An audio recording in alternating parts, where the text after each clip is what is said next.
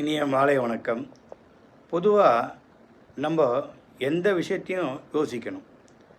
இப்போது நம்ம ஒரு குடும்பம் இருந்ததுன்னா சேமிக்கிற பழக்கம் இருக்கணும். அப்படி சேமித்து வச்சா தான் அந்த குடும்பம் நல்லாயிருக்கும். ரூ. 1 சேமித்து வச்சா தான் எதிர்காலத்தை பற்றி திட்டமிடும்.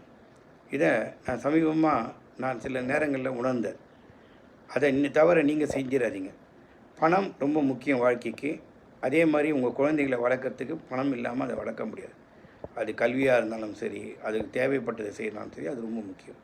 இப்படிப்பட்ட காலகட்டங்களில் நம்ம தவறான ஒரு விஷயங்களை, தேவையற்ற பொருட்களை வாங்கி நாளைக்கு எது முக்கியமோ அதை செய்ய முடியாமல் போயிடும்.